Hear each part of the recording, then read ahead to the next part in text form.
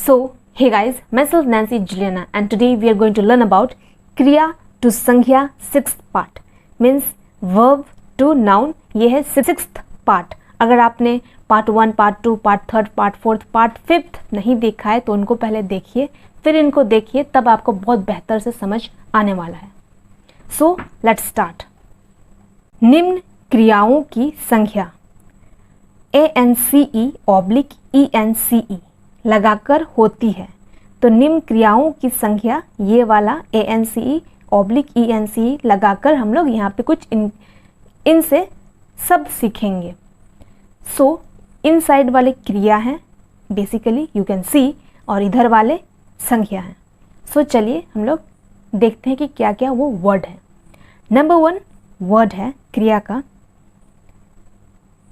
एक्वाइंट. इन English, Hindi में एक्वाइंट, और इसका अर्थ होता है परिचित करना. एंड इसका नाउन है एक्वाइंटेंस का अर्थ होता है परिचय, और ये है संख्या. Next word appear. इन इंग्लिश, हिंदी में एपियर, और इसका अर्थ होता है दिखाई पड़ना. दिखाई पड़ना को कहते हैं एपियर एंड इट इज़ क्रिया, और इसका संज्ञा है एपियरेंस. एपियरेंस को हम लोग संज्ञा कहते हैं और इसका अर्थ है दर्शन. Next word disappear. In English, Hindi में डिसएपियर, और इसका अर्थ होता है लुप्त होना. लुप्त होना को ही कहते हैं डिसएपियर एंड दिस इज क्रिया. इसका संज्ञा है डिसएपियरेंस. डिसएपियरेंस का अर्थ होता है लोप. Next word assist. Assist in English, Hindi में असिस्ट, और इसका अर्थ होता है सहायता करना. सहायता करना को ही कहते हैं असिस्ट. नेक्स्ट इसका जो संज्ञा होने वाला है, इसका जो संज्ञा है वो है असिस्टेंस. असिस्टेंस संज्ञा है और इसका अर्थ सहायता. सहायता को कहते हैं assistance. Next word attend.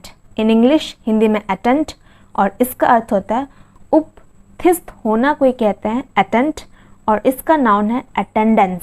Attendance का अर्थ होता है next word avoid. Avoid in English, Hindi में अवॉइड, और इसका अर्थ होता है टालना. टालना को ही कहते हैं अवॉइड, और इसका नाउन है अवॉइडेंस. अवॉइडेंस का अर्थ होता है टालने की क्रिया.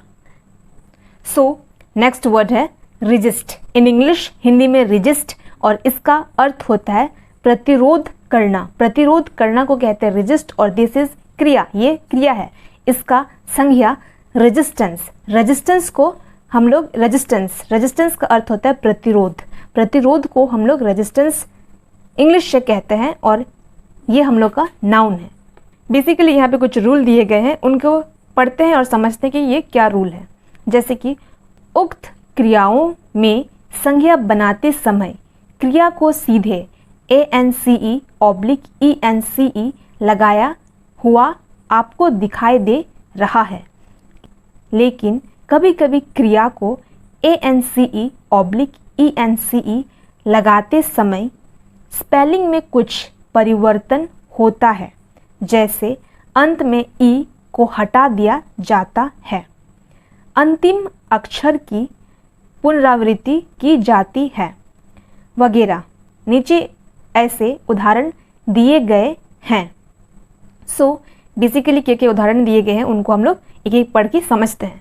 जैसे कि नंबर 1 उदाहरण है assume. In English assure. Assure in English, assure in English, Hindi में एश्योर, और इसका अर्थ होता है आश्वासन देना. आश्वासन देना को ही कहते हैं एश्योर, और ये वर्ब है, और इसका नाउन होने वाला, इसका नाउन है एश्योरेंस. एश्योरेंस का अर्थ होता है आश्वासन को कहते हैं एश्योरेंस.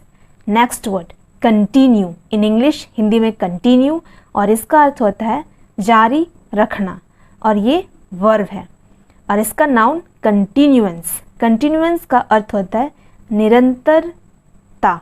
निरंतरता. Next word defy. In English, Hindi में डिफाई, और इसका अर्थ है तीव्र विरोध करना को कहते हैं डिफाई. दिस इज वर्ब, और इसका नाउन डिफाइंस. डिफाइंस का अर्थ होता है अवज्ञा. या फिर विरोध को कहते हैं defines. Next word ensure, Hindi से इंश्योर और इसका अर्थ होता है बीमा करना।